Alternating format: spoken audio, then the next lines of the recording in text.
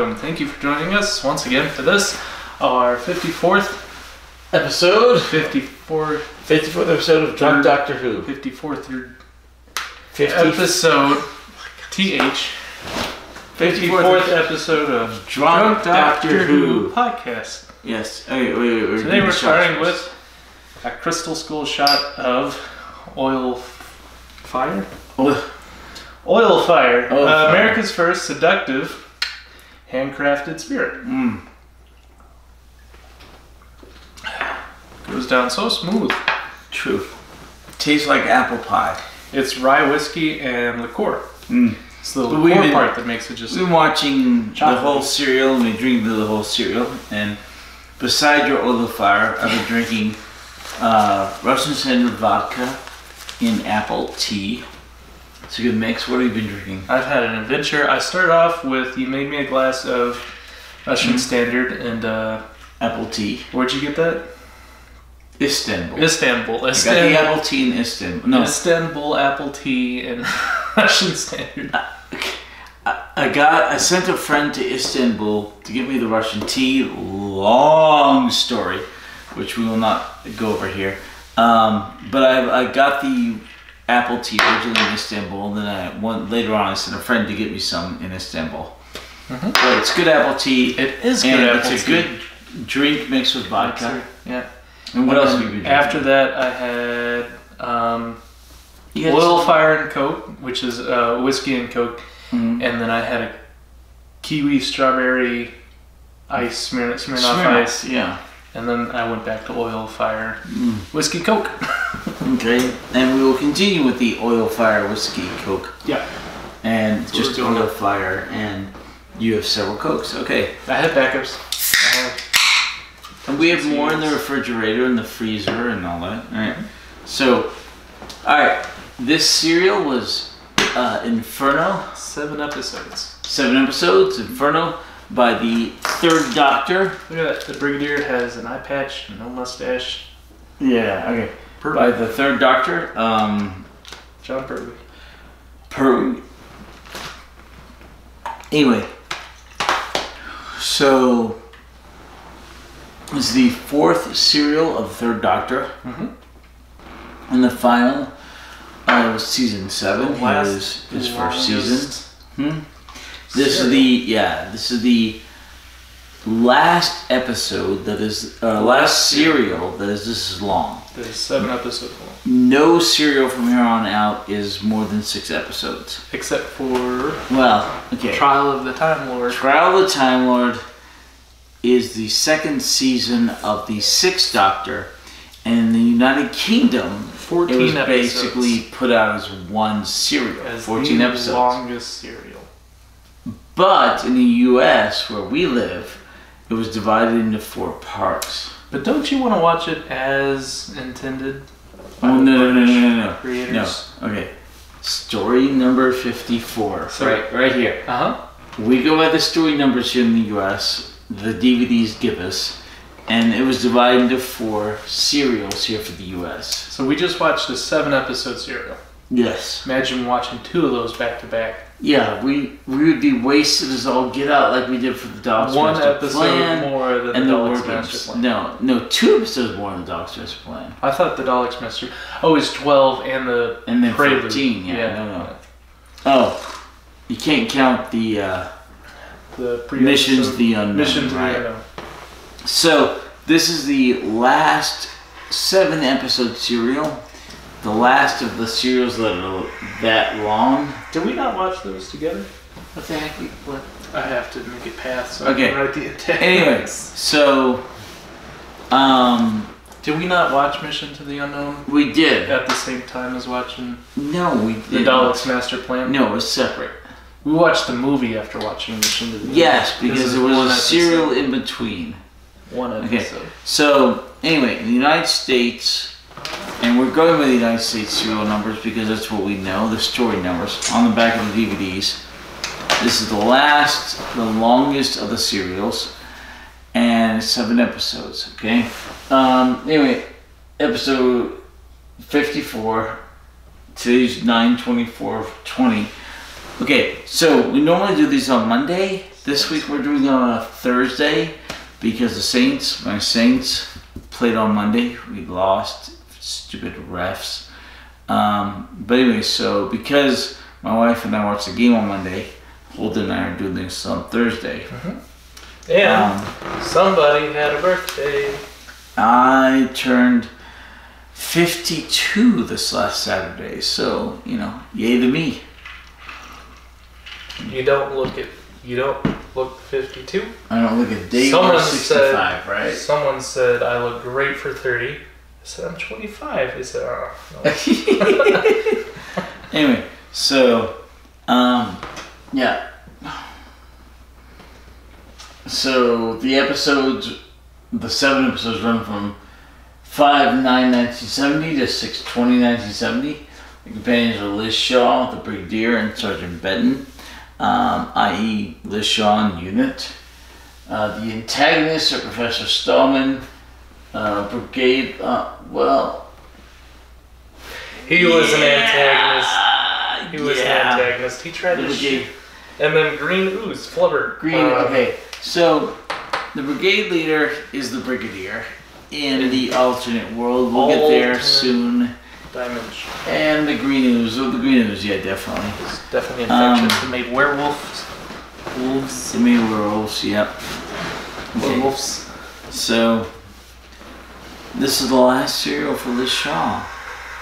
She left the show somewhat unceremoniously. Right. Well, the actress got pregnant. They didn't want to deal with that in the show, so they replace her. They couldn't have filmed like a short goodbye. No, they replace her with the very last female flibbertigibbet. What does that mean? Flibbertigibbet? Yeah. It means a silly, unserious person. Not Lisha. Oh, you mean like Dodo? They replace her with a Dodo? Kind of. Her name is... The heck is her name? Not a Mary Sue. She's writing notes. Okay. No, but she gets replaced with a flibbertigibbet that is named...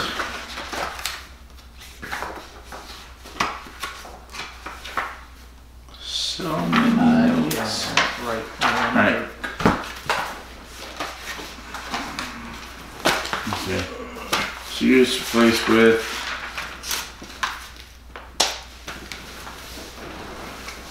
Joe Grant.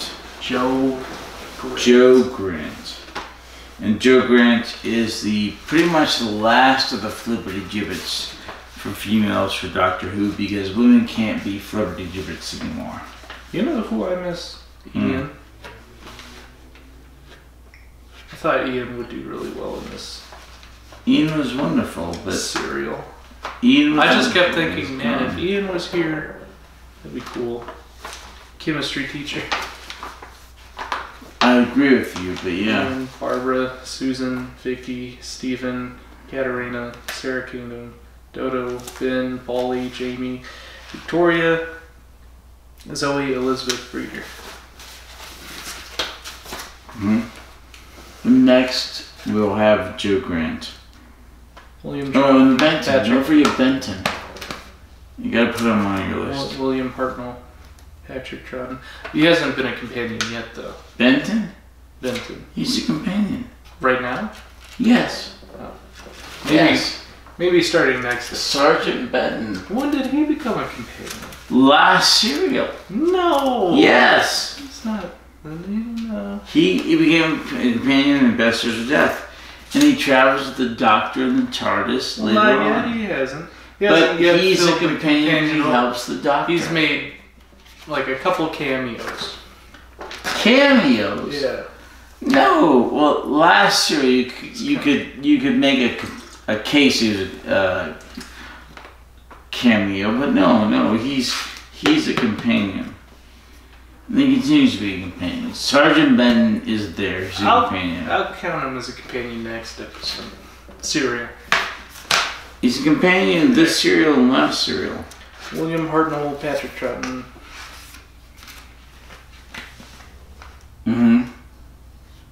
What about them? I'm just reading off the lists of companions and doctors. Okay.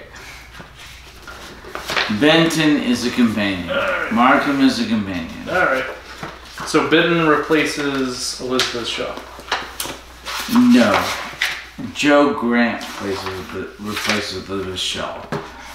The Brigadier, Lethbridge Stewart, and Sergeant Benton. Benton replaces the Brigadier. Benton replaces the Brigadier. No, he replaces no one. If he's not replacing anyone, he's not really a companion. No, yeah, wait. No, but yes, he is not replacing anyone, but he's a companion. Who else? Joe Dirt? Joe Dirt? Really? Joe something? Joe Grant. Joe Grant. Joe Grant will be the companion. They're not here. I'll write that down next week. Okay, so next serial is Joe Grant, but currently it's Elizabeth Shaw, and we have the Brigadier and Sergeant Benton. Okay.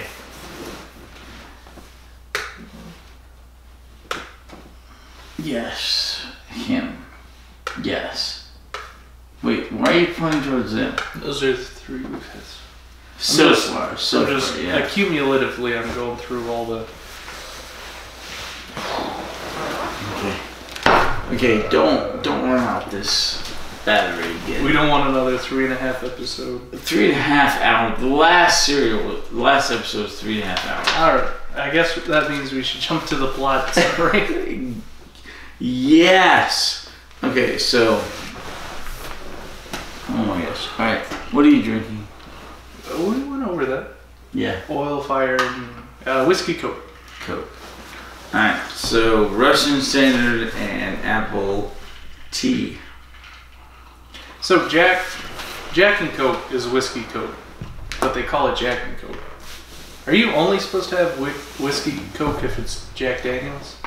Why do they call it Jack and Coke if it's just... Can you have a whiskey Coke with a whiskey other than Jack Daniels? You can, but it's not Jack and Coke. Right. So why is Jack and Coke so popular? Specifically, so it's like a marketing thing? They just don't want to sell more Jack Daniels? Oh yeah, it's branding. Of course everyone wants to sell more of the brand, you know? It's capitalism. But it's not whiskey Coke, it's Jack and Coke. Yeah. It's good. Exactly. It's good marketing. Good marketing. Jack and Coke is like the Big Mac of burgers. It's brand recognition. Maybe. Okay. So this serial is 7 episodes. So you go to a bar, you ask for a Jack and Coke, you don't ask for a whiskey Coke. Is it specifically Jack Daniels they're putting in your Jack and Coke, or are they just putting any whiskey in your Jack and Coke? Well, no, if you ask for Jack and Coke, they put in Jack and Coke. So if you ask for a whiskey Coke... You can also ask for Maker's Mark. You know? They just put the house whiskey in your Coke? No. Maker's Mark is much higher than the house whiskey. Higher. So you're just paying, that's more expensive. House whiskey, Jack, Maker's Mark. It's all wasted on me because whiskey's whiskey to me. I can't taste the difference. If you mix it, that's probably true. Yeah, I admit, I don't drink it straight. Like, yeah, if I drink it straight, you could probably tell differences in like syrupiness or something. But you put it in Coke, I can't taste the difference. You put the cheapest whiskey in my Coke. That's all. So this oil fire is not a cheap whiskey. So it's I probably shouldn't be. I shouldn't be putting it in Coke. Wait, where is it? It's down there. Yeah, I've got my shot glass. You got your shot glass. You want another take shot? some more. I'll pour us an extra shot. In a bit. I'll pour them up. You do the plot summary. Oh my gosh. Okay. Episode 1. You know, like, okay, so I'm like 6 episodes behind us watching us. I'm watching all the Doctor Who serials, Doctor Who serials. I'm like 6 serials behind. I got a little ways into our latest 3.5 hour. God, I got maybe an hour into it, I think. Half an hour. But like 6 serials behind. And I watched, and it was just like, so silly, you know. But you know, it's what we do. It's all. They're all silly. It's what we do. Some and it's of them fun, and we have fun doing it. Sillier than I don't others. care if we have no subscribers, no watchers. It's what we do and we enjoy it, you know? I don't care if we have no sense. No sense, yeah. But anyway, I don't so know if you're gonna make it through this. I will try. This serial recap. But okay, so I'm catching up, and we're watching. And the laser was 3.5 bloody hours. 3 hours 20. That's because we had like 3 serials to catch up on.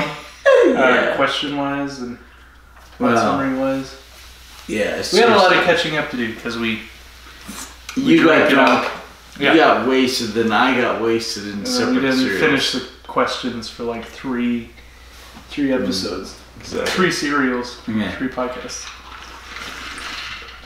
Okay. This is the absolute antithesis And of what YouTube likes, which is 15-minute videos to keep people interested but not bore them too long. oh, this is and more than too long. We don't friggin' care because we're not doing this for you. We're doing this for us, and we're enjoying what we're doing. And for you. Not for YouTube. We're not doing it. Not YouTube, but yeah. For us okay. and for you. For us and for you who stick with us, which is probably about 3 people. 0 people. Care. Okay, so 0 people. anyway, I do like that. It is good. I do like that. The liqueur is really sweet. Okay, so I have rum and I have It's vodka a sweet available. Whiskey liqueur. I do like the sweet whiskey. Whiskey liqueur. Okay, so Alright, 7 1. episodes. Yeah, what happened? Okay, episode 1. We find out that Unit is a security team for a project that is trying to dig down into the crust. Yeah, but hiccups. Yeah. Trying to dig down the crust of the Earth. Mm-hmm. Trying to penetrate the crust of the Earth. The crust of the Earth. So anyway, how many miles down is the crust? 21 apparently, because they were 20 and they were trying to get one for the neighbor. Anyway, so this group is trying to delve down the crust of the Earth, and the Brigadier and Unit, including Sergeant Benton, yay, Sergeant Benton, the Brigadier, are protecting it. The reason they're trying to, they're like the security detail on site, and the reason they're trying to penetrate the Earth's crust is for unmined, natural gases that they can use for energy resources and stuff. Right. So It's called what? The gases are called what? all sorts of gases, like helium. No, it's named after the one guy. What? The gases are named after the one guy. What gases? All the gases are named after the one scientist. Noble? No, the Noble main gases? scientist. Stallman? Yeah, they're named after him. The Stallman gases. Oh, I didn't know that. I missed that part. What I thought was I was too busy laughing at the fact that Stallman wanted no delays, which is ironic because his name is Stall. Oh. Stallman. Yes, no stalling. Yeah. Okay, so there's a scientist leading the project called Stallman, and the gases that are going to theoretically tap are called Stallman gases after him. It's a theoretical gas. But these pipes are drilling in a previously unknown fashion into the center of the Earth, past the crust of the Earth. And because the units have been assigned as a security officers for this, the Brigadier, Sergeant Benton, and others, the Doctor has made himself a home on there. He's got a little hut, and because they have a nuclear reactor, he's tapping into the nuclear reactor to get a little bit of power for himself to work on the TARDIS console. Right? Yes. Okay. So the Doctor is working on the TARDIS console, and he doesn't like them drilling so deep into the Earth. And the Doctor uses their nuclear power plant into the TARDIS console, and he wobbles in and out of reality into a limbo, and then gets shucked back into Earth. Side note, the Earth's crust is 30 kilometers, which is about 20 miles. 20 miles, yeah. Depending on Why'd you where... move kilometers? Like, they only give miles, but yeah, you're about right. Depending on your altitude and where you are geographically, the thickness. Well, no, the Earth's crust about 21 miles deep, yeah. Because they're British, they use kilometers. No, Except they use miles in this. They did use miles in this. This is before kilometers, but yeah. Before kilometers? No, it's 1970? Before what? Okay, this was in 1971, I think. But they were still using miles, but 1970 to 1970. Yeah, 1970. But you gave kilometers, but you were about correct on the kilometers to miles ratio. So I'm kind of surprised. Yeah. Why is that surprising? That you knew the ratio? I don't know the ratio. But you gave the ratio. You gave right about the ratio. I just remember we were talking earlier about how thick the Earth's crust was and how far down they were drilling. So yeah, 21 miles. Sorry to interrupt. But how'd you translate it? Never mind. Okay. It's like Fahrenheit to Celsius. Do you know the translation from Fahrenheit to Celsius? There's like a real simple calculation, which is like somewhat accurate, but it's a few degrees off. You just change the thing. Okay. Good job for you. Okay. But this is what Google's for. Yeah, but we're not dealing with Google. We're dealing with, like, us. Are we? Yeah. We're going to bring this podcast into the 21st century. We're going to have a monitor here. Wait, it's 2020. We're in the 21st century. Yeah. We're in the 21st century. We're going to bring this podcast in the 21st century technology-wise. We're going to have a monitor here. We're going to live stream it. We're going to have chat on the monitor. And we're also going to have tablet notes. Instead of a notepad, it's going to be a tablet for both notes and for looking up things like actors' names and episodes and corresponding data, like how thick the Earth's crust is. Apparently it's about 21 miles. Yeah. What the hell are you talking about? It's just useful to be able to Google things.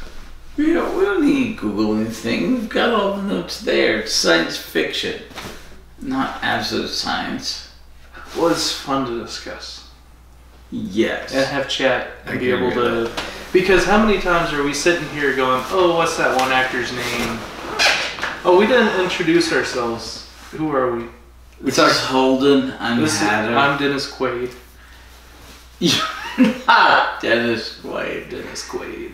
You're a slightly more attractive version of Dennis Quaid from like 35 years ago. I'm pandering to the audio listeners. You are not Dennis Quaid. You're Holden. There are some very attractive 40-year-old mothers out there who click on our podcast. They don't watch the video. They just listen to the audio while they're doing chores, and I'm pandering to that crowd. They're listening. They're going, oh, Dennis Quaid. I like Dennis Quaid. What the hell? Okay, they don't have to corroborate this information. After 3.5 hours, I guarantee you they're not watching the video. That was the last episode. Don't make that. They're just listening to the audio. No one sits down and watches the video. They leave it playing in the background while they're doing other stuff, like playing Terraforming Mars. Yeah. Oh my god. Are you gonna try to make every episode 3.5 hours? No. But I'm going to be a different attractive male actor every episode. Oh.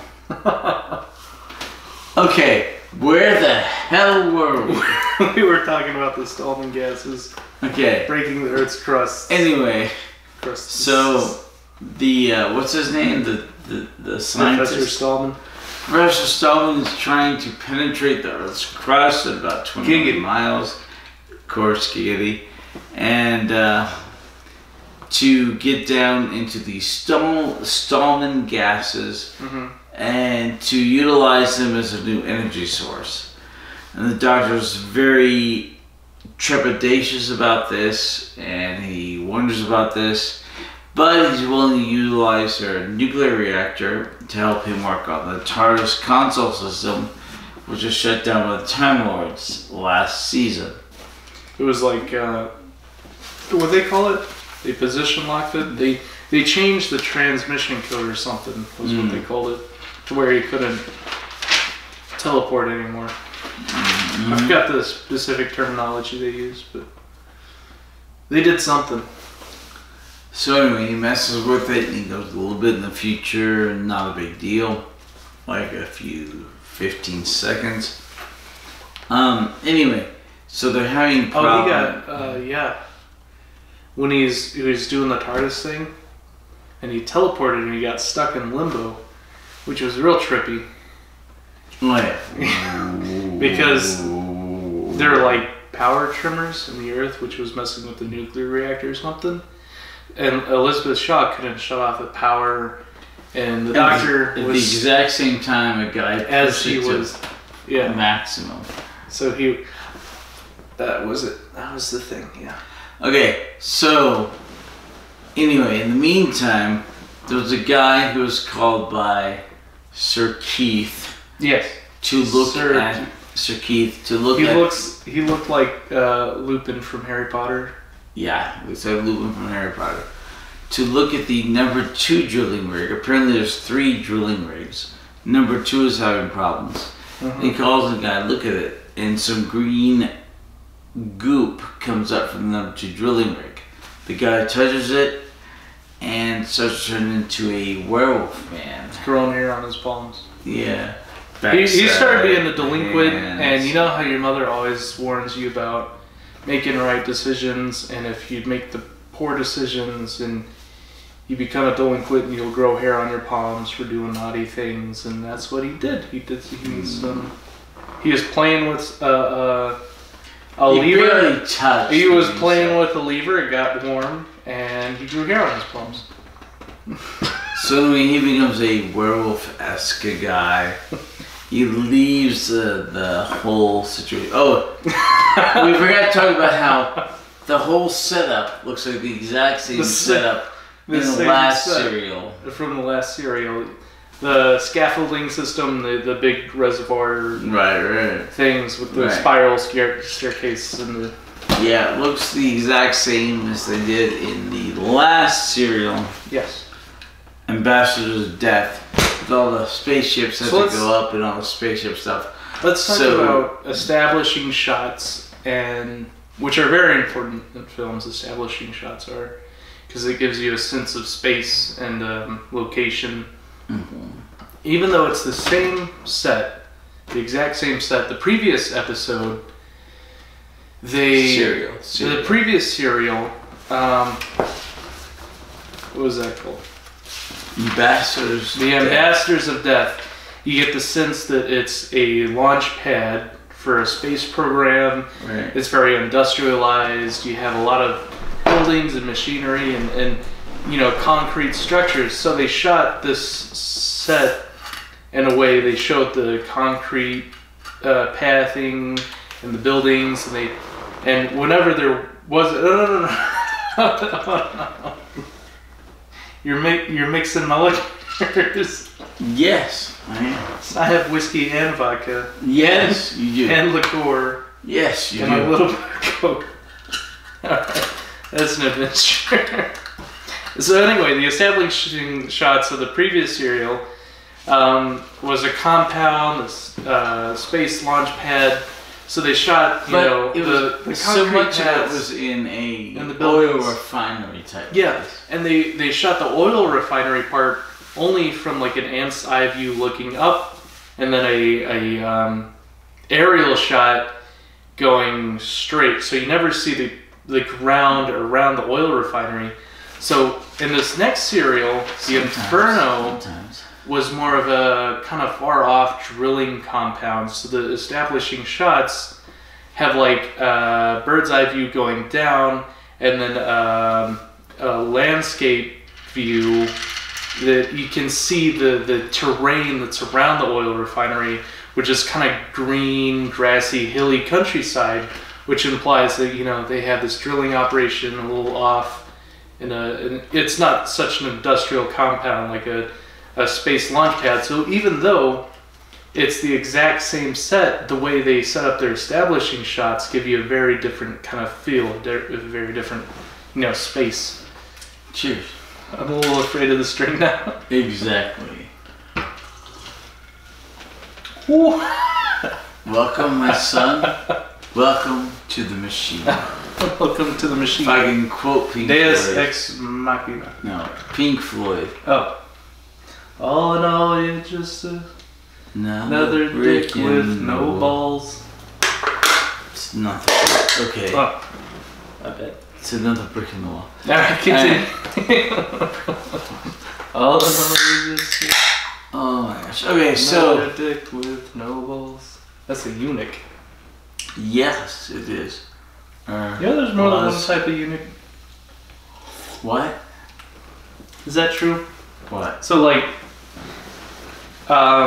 you have people that are castrated, which just means they have no testicles. Right. But they still have a shaft. Yes. And that's a eunuch. Yes. And then you have castration plus the shaft removal. So you gotta sit down.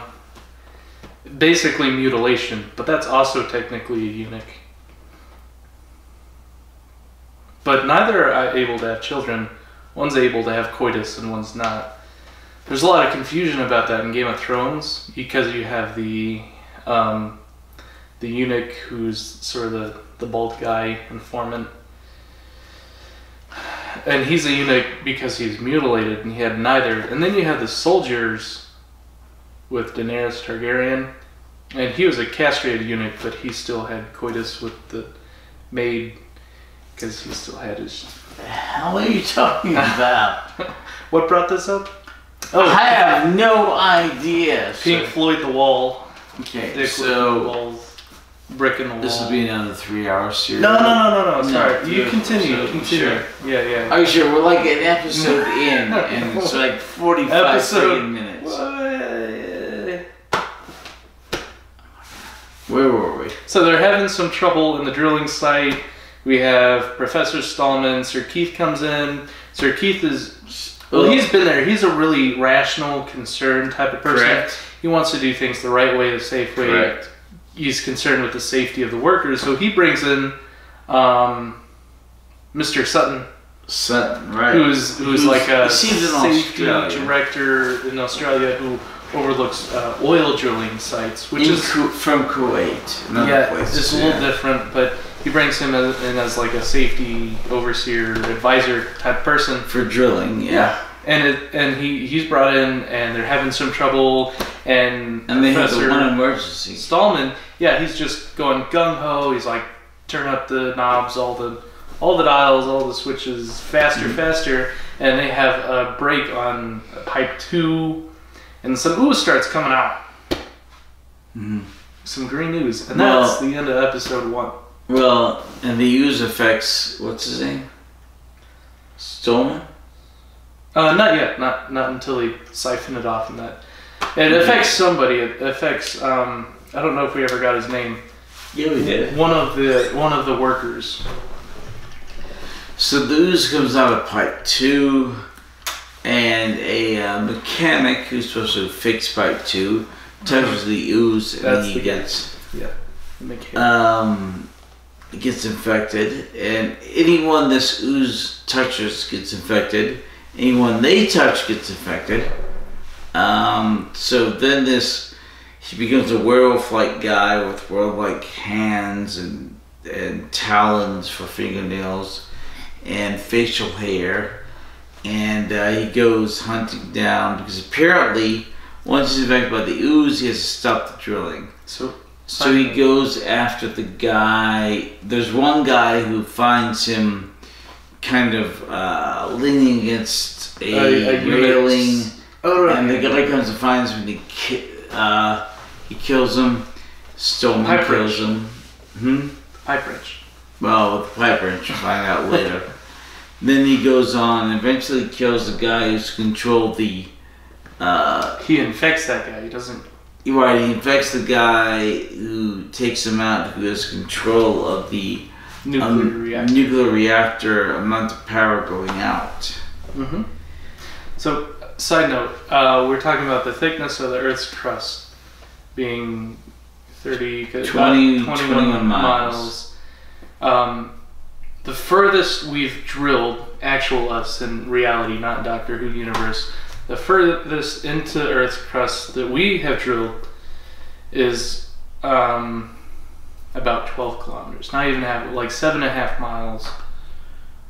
Well, no, look at Russia. Russia's drilled a bunch further. Russia drilled that huge chasm because they took out a line and they went down. They took out a line. They went down and they took. So it's this big sort of, and that's not even the furthest we've drilled into the Earth. The furthest was actually like a single, just a straight hole, like about a meter wide.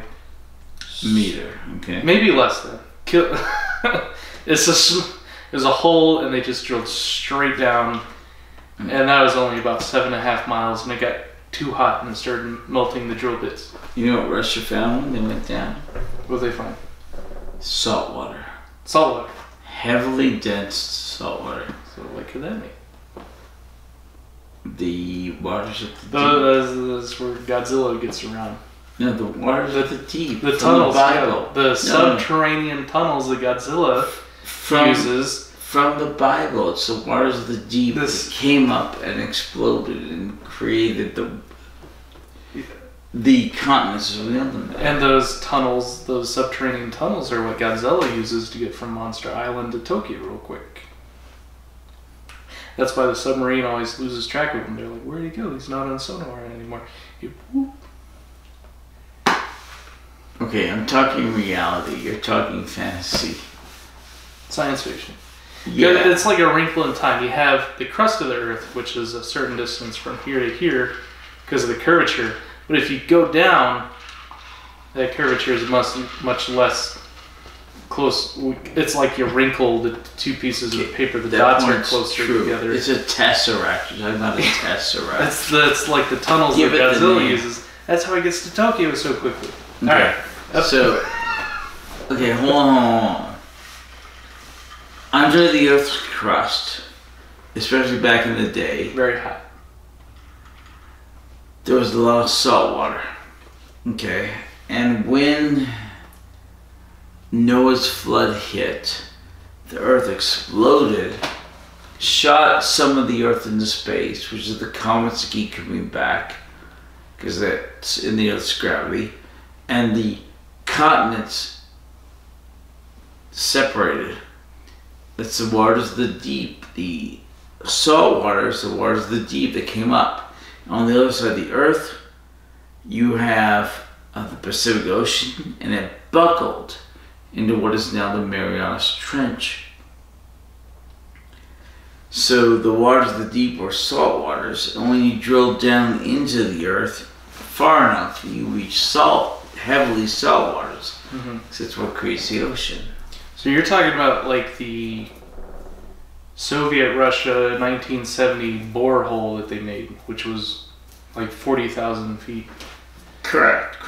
And that's maybe what inspired this episode, because this was also in 1970, the same 1970 that Soviet Russia geologists were making the super deep giant borehole.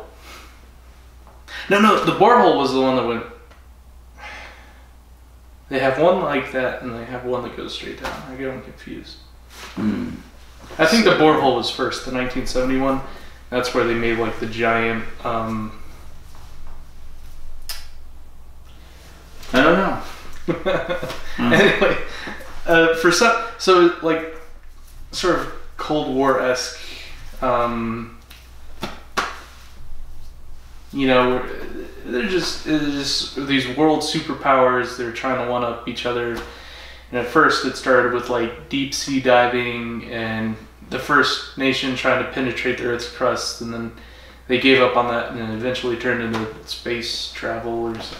Well, space travel was before that. Yeah. Anyway. Okay. So where the hell were we on this serial? Episode 2, The Green Ooze. Oh my god. Teenage Mutant Ninja Turtles. The Doctor uses his Venusian karate. Okay, so the green goop infects the mechanic who's trying to fix everything. He turns into a werewolf. Yes. Okay, he goes off, he kills some guy who's trying to help him, then he kills another guy, and the doctor's trying to figure out what's going on. And what are you doing? Nothing. Okay. And so, trying to explain this. Okay, I'll let you explain it. Okay. I'll be right there. You'll be right back. Okay, so.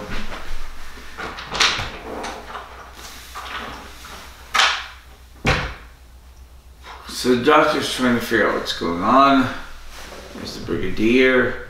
There's this real Hanyak running the show. There's Sir Keith, who's trying to make it real. And Sutton, who's a Australian-esque guy, who's an oil driller, who's trying to help everything. So anyway, doctor's trying to fix everything. The main guy gets infected because he holds a flask of this green goo that's coming up number 2 pipeline that's been cracked, and he holds it and gets infected. So like the other werewolf guy, he's becoming a participant, slave, adversary, whatever, of the green goop, who's telling him to stop the drilling. So he goes in and he tries to remove a microchip from one of the computers in an old-fashioned vacuum tube. Most of you don't know what that is, but it's an old-fashioned vacuum tube. The microchip's in there, and he tries to get it and stomp it into the ground. The doctor stops him, but eventually he slides it off out of the way, and then he heads in and he's trying to hide the greenness, the radiationness, the heatness that he is becoming. While the one original guy who did that goes into the nuclear area and messes with the guy who controls the nuclear reactor amount of output, and then he gets that guy who stopped the nuclear guy, who's basically a werewolf now, gets confronted by a unit. He gets shot. He touches another guy who messes with him, knocks him out, and who in the army knocks out another guy. He gets shot, he gets killed. You know, a children's show, many deaths. I think it's about 9 deaths or so. He gets taken out. Doctor manages to take the nuclear controls back to normal.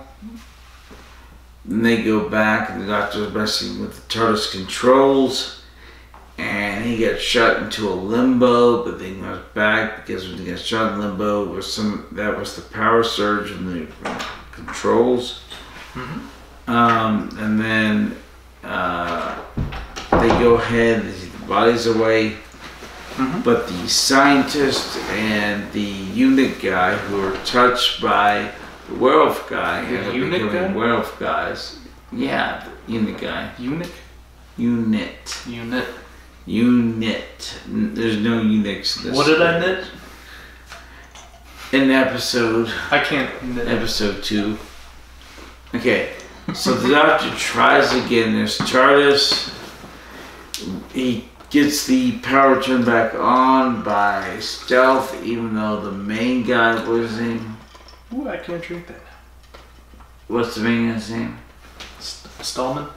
Stallman turns it off. The doctor stealthily turns it back on. And he tries to start this again, and he ends up in another dimension. Which is the first time this happens. So we have the TARDIS. Yes. Time and relative dimensions in space. Which, means you can not only travel in time, but you can also travel in space. But not only our dimension in physical space, but all dimensions, all relative dimensions in space, which means sidestepping both time and reality into an alternate dimension of time and space. The doctor calls it sideways. Yeah, traveling sideways through. And he goes sideways into a mirror universe. Which is the first time that this has happened in Doctor Who, because we've had a lot of space travel and a lot of time travel, but not dimensional travel. Right. And yes, and if you're familiar with Star Trek, this is the mirror episode style onto the side. So, okay, in the 1960s in Star Trek, there's one episode called Mirror, okay? Where they traveled sideways. And there's They travel sideways. They do. They travel sideways. There's the evil Spock and yada yada yada. Other people are different versions of themselves because they're in an alternate dimension. Yes. That's what the Doctor does here. So it's a mirror episode. And if you're familiar with Star Trek. Right. Star Trek did it first. Correct. The superior science fiction show. I don't know if I call it superior. Just kidding. Yeah, but anyway. So, and if you're familiar with Magic the Gathering, it's mirror, which is mirror backwards. Mirror, roar. It's a card for Magic. So imagine you're playing Wheel of Fortune. It's a phrase, 12 letters. You guess R. That's half the letters. 6 R's. Mirror. Yeah. Okay, so anyway. I wonder what that could. The Doctor barely gets into that dimension. Right as the controller cuts him off. He's stuck there. And it's the alternate dimension. This is episode 3. Okay. And the alternate dimension has a bunch of fascists, communists, socialists, Republican. Nazi. No, it's a republic, but not Republican. Republican Security Force. Republic Security Force. Republic Security Force, but like People's Republic of China. It's not Republican. It's just not the Republic. people's. It's fascist. Anyway, so it ends up episode 3, 4, 5, and 6. He's in this alternate dimension where the United Kingdom is fascist. Yes. And they killed off the Unity is power. Yeah, Very Unity for is power. Vendetta-esque. Very Big Brothers-ish, and they killed off the royal family. They did. They executed the royal family. And he ends up there, and they're trying to figure out why the Doctor's there. They're trying to figure out how he knows so much about the project, because they don't know him. They assume he's a spy. Right, and they shoot at him a lot. Yeah, at first. Benton. Well, they think he's a saboteur at first, because he's coming out of their supply shed. So they just open fire at him. And he jumps in Bessie. There's a short chase scene. He gets cornered, he gets caught and captured. Right. And then he tries to start arguing his position of, no, I'm not a saboteur, I simply traveled into an alternate dimension. And then they go, how do you know my name? Elizabeth Shaw. And the brigadier, who's not the brigadier, who's the brigade leader. Yeah, they're like, how do you know so much? Because I'm short from a similar alternate dimension. They're like, oh, well, you know so much because you're a spy. Right. And they try to blame a lot of stuff on him. He eventually convinces him that he's not a spy. But it takes a while. First he has to say their butts, because everything's collapsing, and he tells them what to do. And then we get into episode 4. Right? Okay. So he explains to them what to do to say their butts. But but they are further along than about 5 hours. Right, than our world is, and they're running into a bunch of problems, like overheating. Yeah, the drills, which he comes up with the solution of reverse the everything. Reverse the polarity. The shots. Shot. Oh yeah, you still have a shot. We each have a shot. I don't know if you can handle it. Maybe. I don't know if you're gonna be competent. What's the word for when you can understand somebody? What's the word for when you can understand somebody? Comprehension? Yeah. Reverse the polarity. Reverse the polarity. Whew. I don't know if I can handle that shot. If I wasn't drunk before, I sure am now. Reverse the polarity. Okay, we have a guest room. You're not driving. Okay. I'm not driving. You're not driving. I'm not Seriously. driving. I'm not driving. I live here. You're not driving. You stay here. It's all good. This is my mentor and my good close personal friend Hatter. Who mentors me and gives me good life advice and wisdom because he's older and wiser. And tells me that I can't drive home when I'm drunk. You're not. Which is, I'm not driving. You stay here. We have a guest. I'm staying here. We wash the sheets. You're good. And you were the last person to stay there, so it doesn't matter if we wash the sheets. Okay, where were we? They reversed the polarity of the drill, which caused it to cool down. They shut down coolant. They created a reverse vortex by drilling the opposite direction. Exactly. Mm-hmm. So they do all that. It's okay for a minute. The drill cools down, and then frickin' Professor Stallman's like, "All right, back to drilling. Turn it up 12%." Yeah, the guy's like evil, and they're wearing evil clothes and even a world, and they're all fascists. Black boots, brown pants. If your boots ain't black and you... They salute like this. If your boots ain't black and your pants ain't brown, look out, son, you can't get down. Mel Brooks. It's Mel Brooks. You gotta know Mel Brooks. Mel Brooks. So, yeah.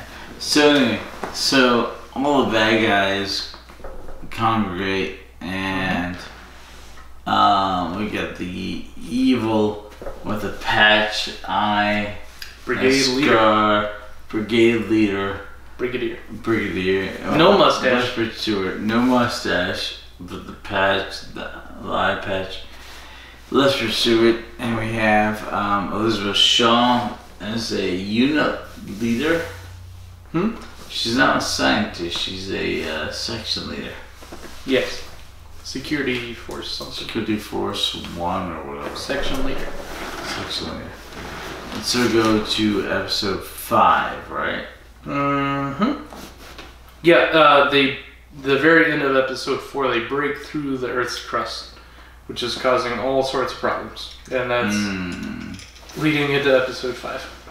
Okay, and what happens in episode 5? Episode 5, we have the... So, we have the meltdown that's happening because they broke through the Earth's crust. This is when Professor Stallman, who touched the green ooze, was having green palms and hair growth. It finally overcomes him. They break through the Earth's crust. There's a meltdown. He runs into the drill room, closes the heat shield, locks out the control room, just manual controls. There are a few drill expert scientists stuck in there with him. He starts infecting them by shoving their face in the ooze. Very graphic, a lot of heat, a lot of steam and mist. But they all go feral into these like werewolf type creatures who thrive off of heat. There's a lot of panic in the next room over because he closed this huge heat shield blast door. They don't really know what's going on, but they have this audio mic so they can hear all the weird screams And eventually they raise the heat shield again, and a bunch of werewolves come out, and the doctor says, you know, they thrive off of heat. So to combat these werewolf creatures, let's grab some fire extinguishers, and that will push them back, and if they get too cold, they'll paralyze until they revive when it gets warm again. And but there's too many of them. There's like 5 werewolves, and they're kind of cornered, so they run into the Brigadier's office, which is basically like this heat shield vault with like this foot thick door. Yeah, big, thick. Yeah. So they close that, and they're trying to think of a plan.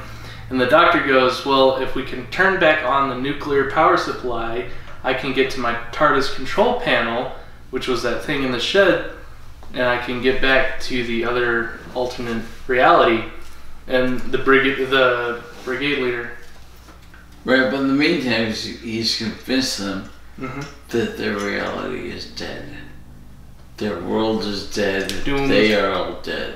Right. He didn't do a great job of convincing the brigade leader, because he's like, surely you can take us with you, right?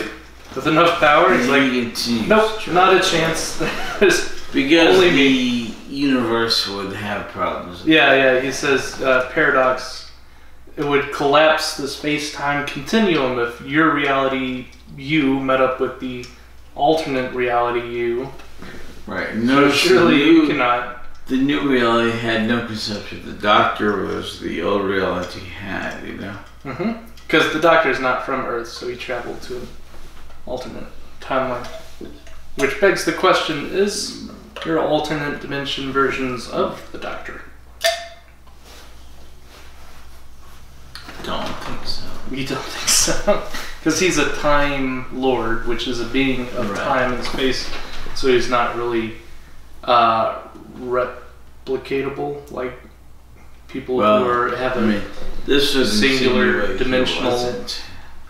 We don't know. We don't know. We don't know. So they plan their escape. The doctor says to save the world, not your world. Your world's screwed.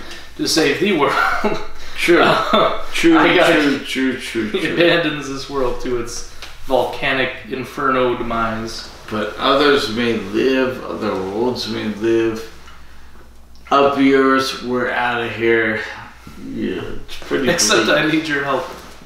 I need your help to help my world. You're screwed.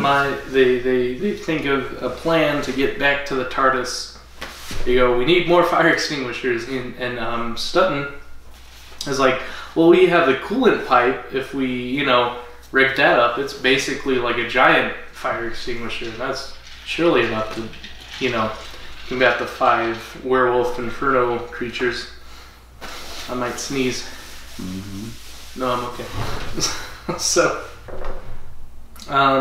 they make a break for it. They open the door. They use the fire extinguishers to fight off the werewolf creatures for a little while. They're running low on the CO2 while they're hooking up the coolant pipe. They get it functional. It's a giant fire extinguisher. They're spraying coolant on the werewolves to get them to back off. It kind of paralyzes them until they warm up again. And then they make a run for it. They break for the TARDIS. They make it to the TARDIS, but the TARDIS doesn't have a power supply. It's not powered. So they split up the group. The alternate dimensional, the Doctor, the Elizabeth Shaw of this world, and the Brigadier stay at the TARDIS, but Petra and Mr. Sutton go off to the power supply room to try to turn back on the nuclear reactor. It takes some rewiring, and they have some conflicts, and some werewolves show up. But eventually, they get the nuclear reactor back on, they power it, they run back to the shed with the TARDIS control panel. And the Brigadier turns on him. He's like, you have to take me with you. He's like, not a chance. What does he call it? A breakdown in the parallel space-time dimensions. Paradox, shatter the reality. You know, you can't come with me. So the Brigadier pulls a gun on him. There's a scuffle between the Brigadier and Mr. Sutton. The Doctor uses more Venetian Kung Fu or something. Venetian. Right. People from Phoenix are Phoenicians. Venetians, not Phoenix. So the Doctor makes it back to his reality. That marks the end of episode 6. Yeah. So we're in the very last episode, which is basically tying up loose ends, which is making sure that this reality doesn't succumb to the same fate as the other reality of the volcanic explosion. Yeah, they're about 5 hours behind. So the Doctor goes back to his reality. He's like, oh no, they're drilling towards the Earth's crust. There's going to be the Inferno volcanic eruptions. We have Professor Stallman, who's infected with the green ooze. And we need to stop this. We need to stop what? We need to stop this. We need to stop the drilling and stuff. I thought you meant the podcast. No, not the podcast. Well, that's the podcast. I don't know if that last shot did you any good, man. It did me much good. I am so freaking good. That's why I'm doing the episode. Cheers. Cheers. We're both doing it, but yeah, you at the moment. Yeah, you go for it. I'm more sober. I don't know how. It's not a lot. It's a low bar. Doesn't take much to be more. Right, exactly. Sober. Okay, so there's a kerfuffle. The Doctor shows up. He's like, "Stop the drilling now! It's impending doom." Takes a wrench. He starts smashing a computer. The Brigadier is like, "What's going on? You know, you're crazy. You just showed up again. You're in a coma. You know, we're in a coma. Take him to the med bay." And they take him to the med bay. But then stuff starts hitting the fan. You know, what? Meltdown. Things are going bad. The Doctor breaks out of the med bay using his Venetian Kung Fu. He knocks out the 2 guards. He makes a run for it.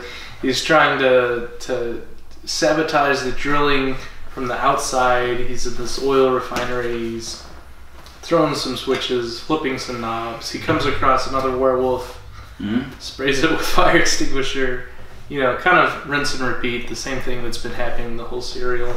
He makes it back to the control room, but just like last time, Professor Stallman's gone crazy.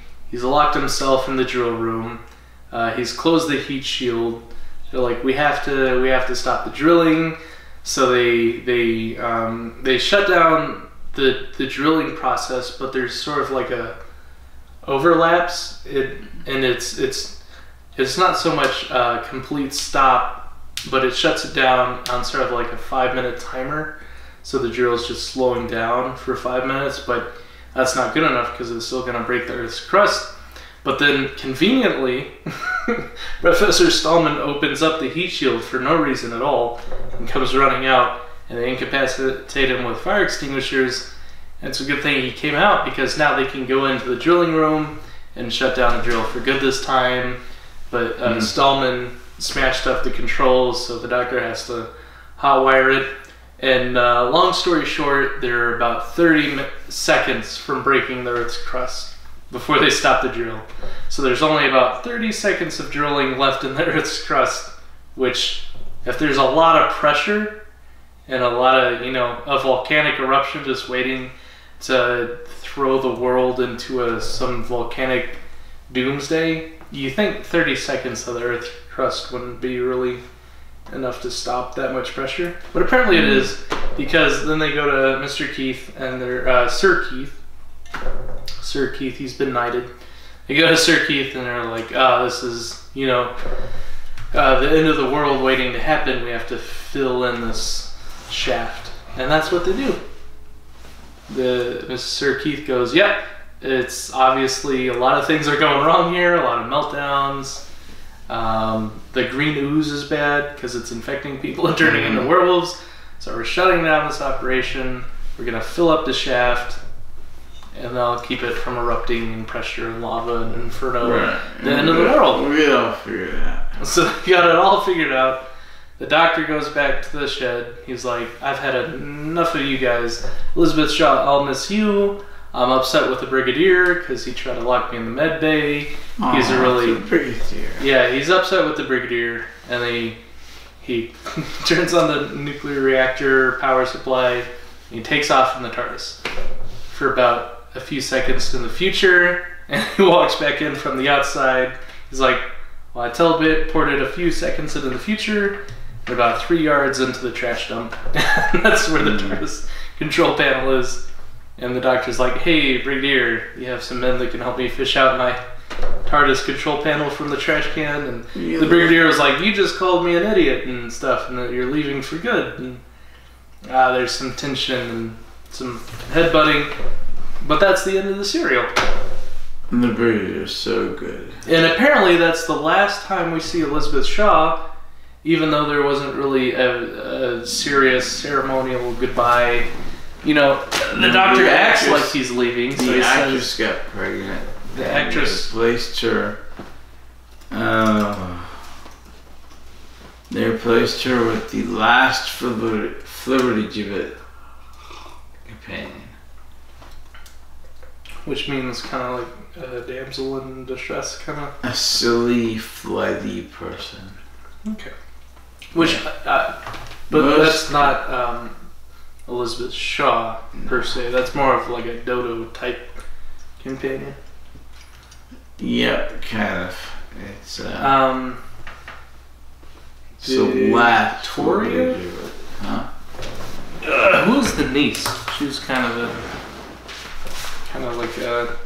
like a childish person, kind of a person in need of Susan, kind of like a Susan companion, or more like a Dodo companion. Granddaughter.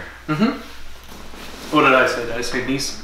Granddaughter. Yeah. So they replace Elizabeth Shaw, who's like a really smart, competent, kind of scientist, independent scientist. They replaced her with as you call it, a flibbertigibbet kind of companion. Is that more like Susan or Dodo kind of? No, Elizabeth Shaw. Yeah, they replaced her with Joe.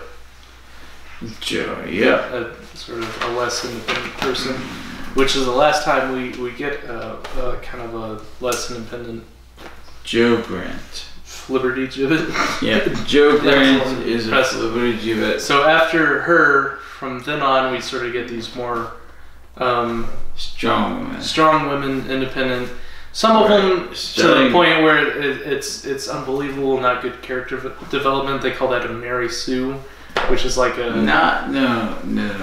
Like Joe Grant's a flibbertigibbet. No. I'm not saying Joe Grant is, but after Joe Grant, we get more strong, independent women, and also some Mary Sue. Mary Jane. After Joe Grant's Mary Jane. Mary Jane. She's not a Mary Sue. She is. We do get Mary Sue. She's a strong woman, but she's not a Mary Sue. She's not. But it's the last time we get a non-strong, competent, independent female companion. After the next one, yeah. So they're either. So from here on out, we either get really strong, good character female companions, or Mary Sue's, or robot dogs, or next is the female blonde equivalent. Equivalent, like a flibbertigibbet. Yeah, Joe. It's the last one. The last one. And then there's almost strong women. That's fine. The last kind of childish companion we have. Because you said before the doctor is very much of a avuncular character. Avuncular. Uncle-like character in the first few iterations of the Doctor, where he takes on these younger, more naive, ingenuistic companions who he looks after and looks over as like a parental figure. And this kind of marks a change from a children's show to a family show, to where we don't have young companions anymore. We get more independent, competent companions. We get more violent scenes. Kind of. Yes? Am I on the spot, or am I just talking? Am I just talking out? Okay. But I'm just guessing because I haven't seen it. Obviously, I've only seen it up to this point. So Joe grants a Flibberty Gibbet. A Flibberty Gibbet. After her, enough said. There's not any. No After more. her, it's Sarah Jane Smith. She is awesome.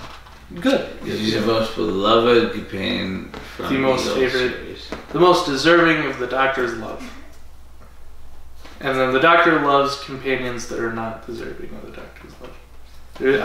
I hear there's like a love interest that no one really liked between the Doctor and it's like a Mary Sue type companion. No, Sarah Jane Smith is awesome. Okay, yes. And she's also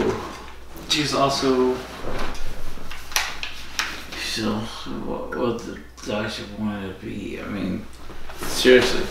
Sarah Jane Smith is the most. Is there like a romantic interest that's going on there? No?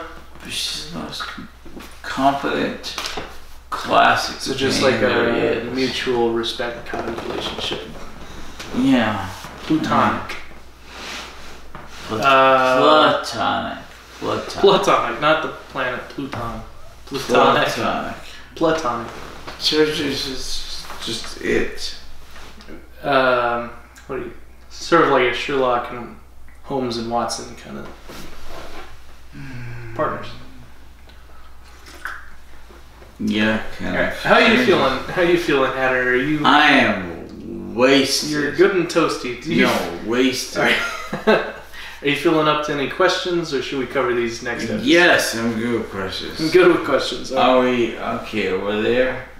We finished the recap. We're done with the recap. The story, the whole serial. We've gone over all 7 episodes of basically what happened. Good. Questions. Of course, I recommend you should probably watch it on your own if you actually want to experience the story. You can watch it along and then watch the podcast or watch along with us. If you want the true content, watch it by yourself because you're not really going to get the full experience with us drunkenly explaining to you what happened. But we're good. We're fun and we're interesting. But that being said, it's the time of the podcast, the portion of the podcast where we have questions that need answers. Questions. Now we have these weird sonic screwdrivers that are not sonic screwdrivers. They look like sonic screwdrivers, garage door openers. But they're actually just garage door openers. They're these technical gadgets that the Doctor made, which he calls really scientifically advanced gadget type door handle. Is what he calls it. Door handle, which acts a lot like a sonic screwdriver. It looks a lot like the sonic screwdriver, but it's not. It's just, it opens and closes one specific door, not. And we know he travels into another dimension because his garage door opener doesn't work because he's in an alternate dimension. Correct. I don't know why I brought that up. That's not the same for MC. Oh, this is the longest serial we have left. The last 7 episode serial we as Americans have left to watch. We kind of covered that before. We talked about the trial of the Time Lord and the differences between. So this is the last 7 episode serial. Mm-hmm. There are several other 6 episode serials coming out, like Genesis of the Daleks or whatever. But this is the longest one we have left.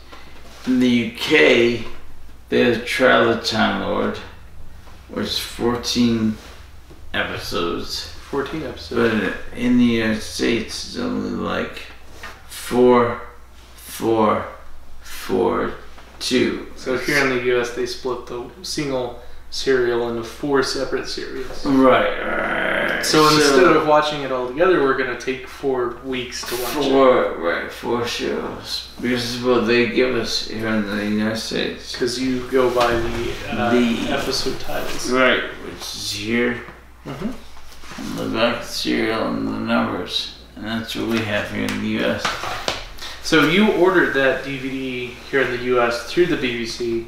If you lived in Europe or in the U.K., like London, and you ordered a BBC DVD, would the back of it look different? Do they put a different episode count on it because we live in the U.S.? Not here, but maybe later on. Maybe. Okay. Later on. No, not this serial, but yeah, like Free Trial of the Time Lord specifically. Yeah. Alright. There's a green ooze that shows up, kind of like Teenage Mutant Ninja Turtles. That's kind of the antagonist of this episode, is this volcanic ooze that infects people and turns them into Inferno werewolves. That's weird, right? It's a sentient ooze? Yeah. What's the explanation behind that? The doctor described it as the fury of the earth. Like the earth was mad because he penetrated its crust, which basically creates a volcanic doomsday.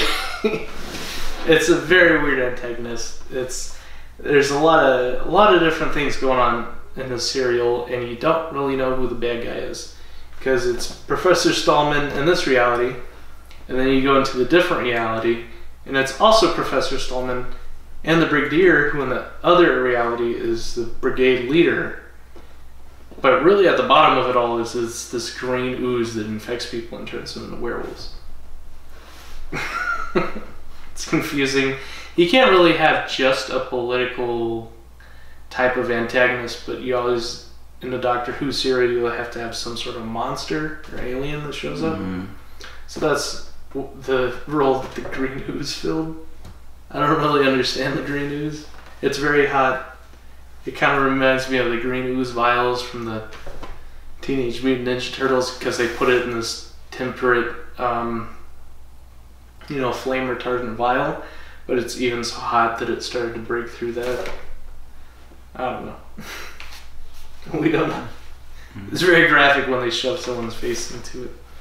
That's the bad guy of this serial. Oh, here's a question. When the garage door opener that the Doctor called his door handle first showed up, we thought it was the sonic screwdriver, which it turned out not being the sonic screwdriver. But the reason we thought it was a screwdriver, because the screwdriver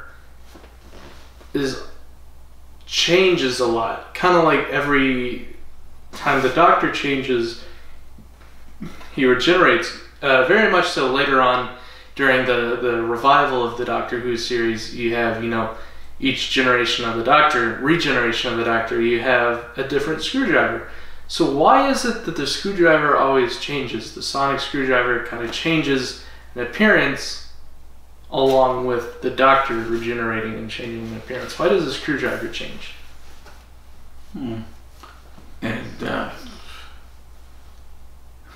Good answer. It adapts with the Doctor. It adapts with the Doctor when the Doctor adapts. So kind of like his personality changes. He regenerates. He adopts a new look. He also adopts a new temperament and personality and characteristic traits. He just kind of it evolves the Doctor. So it's kind of like a Jedi and his lightsaber. The true test of being a Jedi is making your own lightsaber. Is it that the sonic screwdriver is a mechanical thing that every regeneration of the new Doctor changes his temperament, his style, and his preferences change? They just makes a new sonic screwdriver that kind of represents his stylistic changes. So it's not like an organic thing that physically manifests. It is organic. The sonic screwdriver. So it is. It sort of regenerates along with the Doctor. So it's more than just a gadget. Yes. It's kind of like a mostly yes. Yes and no, and mostly yes. Okay, we'll probably get to that later on. We have a lot of other opportunities to talk about the sonic screwdriver. Well, we finished the episodes. We're just kind of going through a few questions, not necessarily in order. We talked about a lot about the actor crossover and how we have British actors and they show up a a lot in different British shows, and we're talking about the British actor hat trick of the most impressive feat. So you have 3 really British Doctor Who, Game of Thrones, Harry Potter. So you have a lot of crossover between Harry Potter and Doctor Who and Game of Thrones and Game of Thrones and Harry Potter. But the hat trick, the ultimate would be one British actor showing up in all 3 of those. And we have a couple. And we did some Googling. We had a couple of those. We had, what was his name? He was Walter Frey in Game of Thrones. He was the groundskeeper in Harry Potter. And he was the first Doctor in the holiday special of Doctor Who. That one. He was in... Why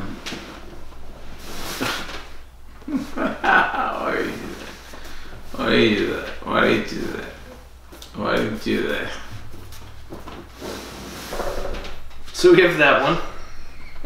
We also have the potions professor in Harry Potter. He plays twice one time. A doctor in Doctor Who's holiday special or recreation thing. Twice upon a time. Not canon, and then yes, it's canon for the first. And then he plays sort of the hospital professor who trains Sam in Game of Thrones.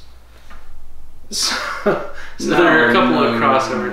You're still talking about the groundskeeper person, right? He was the groundskeeper person in Harry Potter. I've moved on from that. I'm talking about a different person.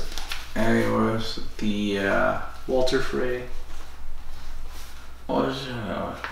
Walter Frey in Game of Thrones, and then in Doctor Who. In Game of Thrones, he was a horrible head of a household. Is the word, buddy? Yeah, terrible character. You love to hate him. He's really good at playing a bad guy. Just awful. But backstabbing, he's a trifecta. So yeah, that's the hat trick. We're trying to find a British actor that showed up in all 3 of those, the 2 TV shows and the movie series, because they're just so British. We found a couple, we think. Yeah, found 2. We talked about Mirror Mirror, the TARDIS, and reality, and how this is the first time the TARDIS has stepped sideways in dimensions rather than time or space, forwards or backwards, or geographically. Penetration of the Earth's crust, winky face. Paradox, shatter the space-time. Alright, I think that's about all the questions. We've covered them all. Cool. We blazed through some,